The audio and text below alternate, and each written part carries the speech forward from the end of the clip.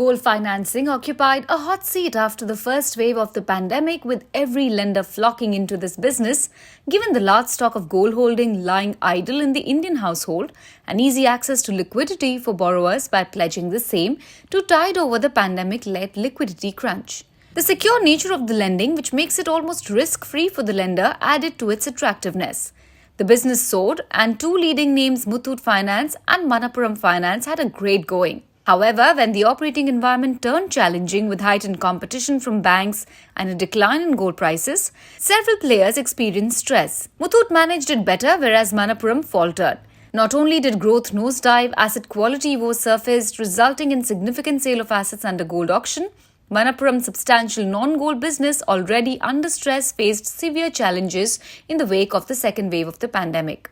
In Q2, however, growth made a comeback for both players. While Muthoot left little room for complaint, for Manappuram, the strategy changed, with growth being the key focus that came at the cost of profitability. The company is incurring high OPEX and sacrificing margins to achieve growth. Since gold financing business will continue to deliver promises, which stock then is the right bet for investors? Muthoot is predominantly a gold financing company, and in Q2, gold loans, which is over 90% of the portfolio, grew by more than 18% YOY and 5% sequentially. Non-gold businesses like Muthoot Homefin, Muthoot Money and Sri Lankan subsidiary remained subdued, whereas Belstar saw some sequential improvement.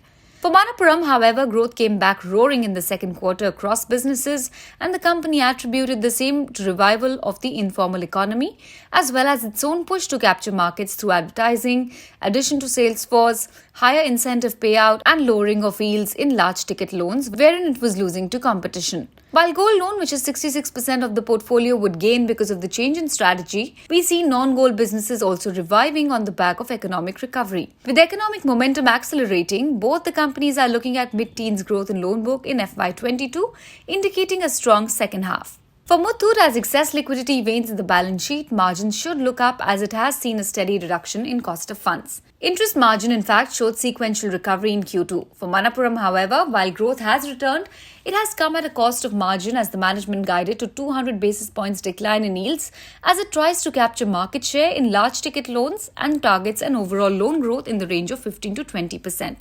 Albeit the increase in operating costs due to return of growth, the cost-to-income ratio of Muthoot was more or less stable. But for Manappuram, surge in OPEX led to sequential 900 basis points increase in the cost-to-income ratio, impacting overall profitability.